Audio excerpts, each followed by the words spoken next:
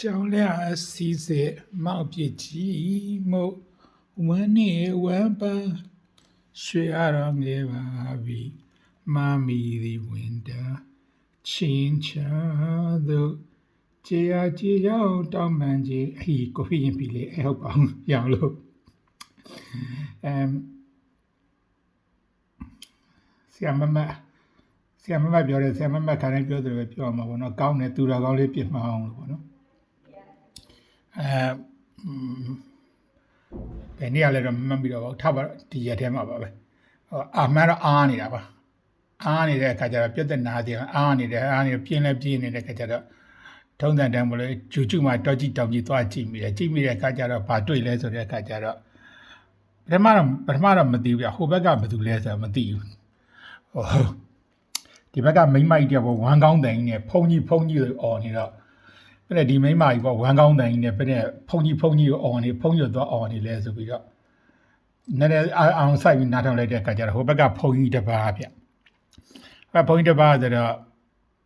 နည်းနည်းနားထောင်လိုက်တော့မှအဲ့တော့သဘောပေါက်သွားတယ်။ဘာသဘောပေါက်သွားလဲဆိုတဲ့အခါကျတော့သိရမလား။ဟိုဘက်က3 rifles နဲ့ဒီဘက်က Great Auricular Nerve နဲ့ကြိတ်ချိန်နေကြတာ။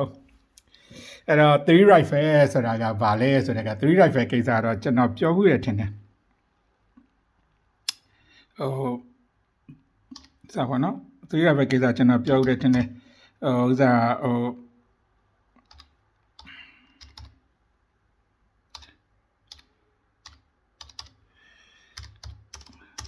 ဥစားလေးသိရမလား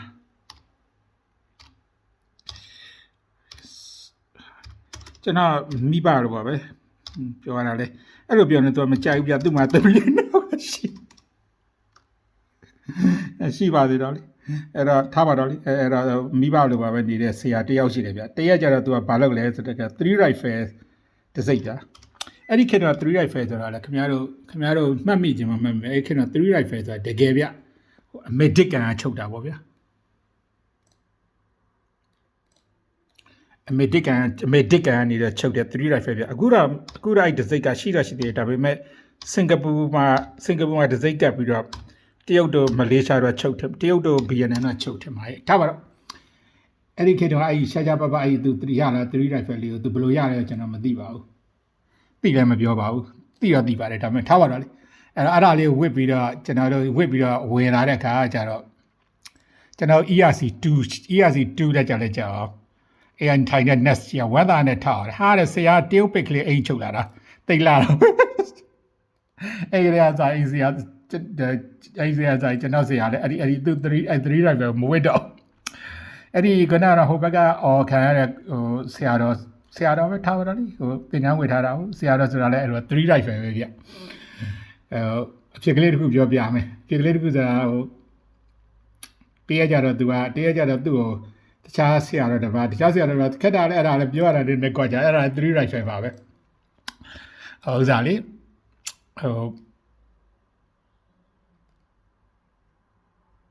ဘာလဲပြောရင်လည်းစမတောင်ကနေတဲ့ဆရာတော်ဗျာစမတောင်ဆရာတော်သူလည်း3 rifles ပါပဲအဲ့ဒီဆရာတော်ကကြွားတယ်ဘာကြွားလဲဆိုကျုပ်တို့ဆရာတော်တဲ့အရန်တန်းညွန့်အောင်ဥချရတဲ့ဆရာတော်ဗျာတဲ့ဆိုတော့ဒါသူကလည်းခက်တီနဲ့ပြင်တော့မေးတယ်ဟုတ်လားအရန်တန်းညွန့်ဆိုတာတဲ့တက်ကြက်ကြီးလားအရာခံဘူလားတရက်လားဘာကြွားတဲ့ဆရာတော်ဒုက္ခရောက်သွားသိရမလားမှုတပြေဗျာအရန်တန်းညွန့်ဆိုတာခင်ဗျာမသိရလို့ပြောပြပါမယ်ရန်ကုန်တက်မှုဗျာရန်ကုန်တက်ရင်မှု1962ခုနှစ်တော့ရန်ကုန်တက်ရင်မှုဗျာရန်ကုန်တက်ရင်မှုဗျာအဲ့ဒီတက်မှာအင်မတန်မိုက်တယ်လို့နာမည်ကြီးရဲ့မှုတဲ့နောက်တော့မှုတပြေမကစင်းထုတ်ဝေတဲ့မှုတပြေဗျာအဲ့ဒီပုဂ္ဂိုလ်ကိုသိရမလားအဲ့ပုဂ္ဂိုလ်ကိုမသိဟိုကြွားမိတဲ့ပုဂ္ဂိုလ်ကိုခွေးကိုထူပြီးတင်နေပေါက်တော့အဲ့ဒီလိုပုဂ္ဂိုလ်မျိုးပါသူကလည်းခုနလိုပါလဲဟိုဥစားပေါ့မကွေးရတထိန်ပေါ့ဗျာမကွေးရတထိန်ရတဲ့ဗျာမလျှော့တဲ့ပုဂ္ဂိုလ်ပေါ့ထားပါတော့3 rifle ပေါ့ဒီဘက်ကလည်း Great Auricular Nerve ကလည်း Great Auricular Nerve ဆိုတာလည်းဟို Great Old Granite ဆိုပြောပြအောင်မယ်ဆိုတခါဒါတော့ကျွန်တော်ကြုံခဲ့ရတဲ့ကိစ္စတခုကအရှိတော့မပြောတော့ပါဘူးတူတူပဲအတူချုပ်ပဲပြောပါတရက်ကြတော့ကျွန်တော်တို့လောက်ရတဲ့အလုပ်တစ်ခုရှိပဲလောက်ရတဲ့အလုပ်တစ်ခုရှိတယ်ဆိုတာအဲ့ဒီအချိန်တော့ကျွန်တော်တို့ရဲ့အကောင်ကလည်းခင်ဗျားတို့သိပါတယ်ကျွန်တော်တို့ရဲ့အကောင်ကလည်းအဲ့ဒီအချိန်တော့ဒီ module မှာလောက်နေတဲ့ဂျိုးလိုပုံကူမျိုးတော့မှဆရာခေါ်နေရတဲ့အစိမ့်လေဗျာကျွန်တော်အစိမ့်ရတယ်ခင်ဗျားသိပါတယ်ဒီဂျိုးရောက်ရှိသေးလားမသိသေးလောက်ပြီကျွန်မတက်ကလည်းကြီးလာပါအရက်လည်းတော့သူများပေါက်တယ်တော့ဆရာမတော့စူတော့မှာပဲရှိဘယ်ရောက်လာပြီလဲကျွန်တော်ပြောရင်းနဲ့ဂျိုးဒါမှဆရာခေါ်ရတဲ့အစိမ့်လေးသိရမလားအဲ့တော့အဲ့ဒီကျွန်တော်တို့လောက်ရတဲ့လောက်ကပါဆို fish and nap ကိုတဲ့ဟုတ်စား fish and nap ကိုရှာပါတဲ့ကျွန်တော်ရှာပါတော့သိရမလားကျွန်တော်လက်စော့ချီစောလို့ရတဲ့ခါကျတော့အချီမြင်လောက်ရှိတဲ့ fish and nap လို့ထင်ရသော structure လေးတခုအရေပြားအောက်မှာပေါ်လာဘာပြောကောင်းလဲအဲ့တော့ဆရာကြီးတွေမှာနဲတဲ့ဆရာကြီးတွေမဟုတ်ဘူးနည်းနော်ဟာကြီးတွေမဟုတ်ဘူးနာမည်တွေပြောရင်ခင်ဗျားတို့လန့်သေးလောက်တဲ့ဆရာကြီးတွေအားရပါရရှူးတော့တာပဲဘယ်လိုပဲညာပေါ့ဘယ်စာအုပ်ကဘယ်လိုဆိုတဲ့ညာစာအုပ်ကဘယ်ကဘယ်လိုဖြစ်တယ်ပေါ့ဒီ facial nap ကဘယ်ကနေဘယ်လိုသွားတယ်ပေါ့ဘယ် structure တွေသွားပါတယ်ဘာညာကွိကွာပါလိကျွန်တော်ဘေးကထိုင်ကျွန်တော်တို့ရှူးတော့ကျွန်တော်ဘေးကထိုင်ကြည့်နေတယ်ကျွန်တော်စိတ်ထဲမှာမသိငါပြက်လာဆရာလို့ကျွန်တော်နည်းနည်းထပ်လှန်ပြရစီဆိုတော့မလိုပါဘူးကွာတဲ့မင်းဒီမှာတွေ့နေမှာပဲမင်းလောက်တာမှန်ပါတယ်ဆိုကျွန်တော်လည်းစိတ်ထဲမှာမသိငါနဲ့ကဲဆရာတို့ရဲ့တောင်းပန်တယ်ဆရာတို့ရဲ့ကျွန်တော်ဟိုဘက်ကဟာကိုလှန်ပါမယ်ဒီဘက်ကလုံနေကရွှေ့နေတဲ့ဥစ္စာမထိစေရပါဘူးဆိုဟိုဘက်ပြန်လှန်တဲ့ခါကျတော့သူတို့ရွှေ့နေတဲ့ structure လေးကျွန်တော်ဖြတ်ထုတ်ပြီးလဲအောက်နှက်တဲ့ခါကျဘာပြောကောင်းလဲကျွန်တော်ကတော့သူတို့ရွှေ့နေတဲ့ structure လေးအချီလုံးအချီမြင်လောက်ရှိတယ်ကျွန်တော်အောက်ကတွေ့တယ်ရလက်တန်းလို့ရှိတယ် fashion နဲ့စိတ်ကသိရမလားအဲ့လိုအပေါ်ရန်လေးပဲပေါ့ဗျာအဲ့တော့သိရမလားလူတယောက်ကဗုဒ္ဓဘာသာဝင်တယောက်အနေနဲ့က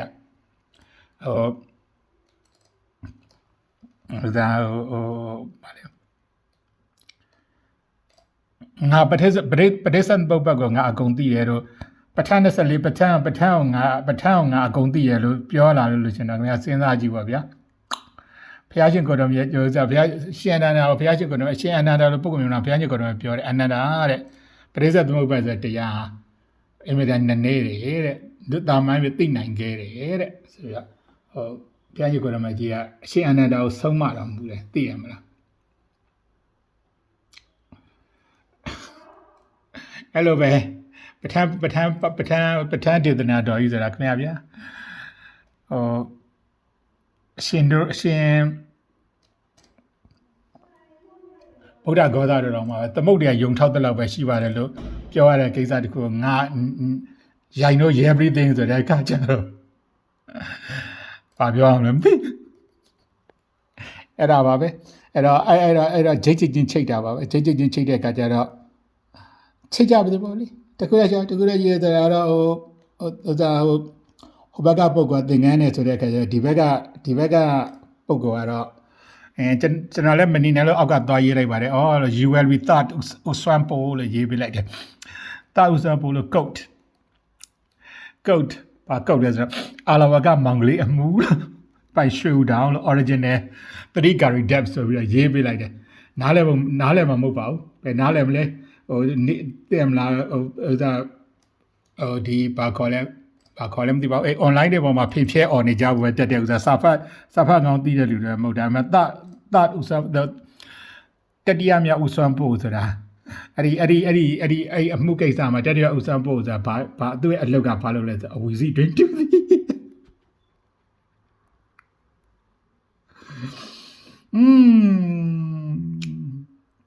ကြောင်းမလို့ပြောတော့လဲကြောင်းလို့လဲပြောရင်တော့ဆရာမမတော့ပြောမှာပေါ့ရှင့်ဘယ်သူကဒီတောကြီးတောင်ကြီးကြည်ခိုင်းတယ်ရှေ့ရတောက်ကွန်ရောထားပြီးတောကြီးတောင်ကြီးသွားကြည့်တဲ့ကိစ္စကိုလို့ဆိုပြီးတော့သူကပြောမှာပေါ့သို့တော်လည်းဒီနေရာမှာကျွန်တော်ဘက်ကလည်းပြောစရာရှိပါတယ်သိရမလားကျွန်တော်ဆိုးတယ်ဆိုတော့ကျွန်တော်မကောင်းဆိုတာမှန်ပါတယ်ခုနပြောသလိုလေဟုတ်သားပဲဘာလို့တောကြီးတောင်ကြီးသွားကြည့်တယ်ဒါကျွန်တော်တောကြီးတောင်ကြီးကြည့်တာ သူပြစ်ထားလို့လေဗျာသူပြစ်ထားလို့ကျွန်တော်တောကြီးတောင်ကြီးသွားကြည့်တာလေဗျာအဲ့တော့နောက်ဆုံးကျတော့အဖြစ်ကသူ့အဖြစ်ကြီးပဲကျွန်တော်အဖြစ်မပါဘူးမှတ်တာ7272တစုံတစ်ခုဆိုရင်မင်းပြစ်ကြီးပဲလို့မှတ်ပါ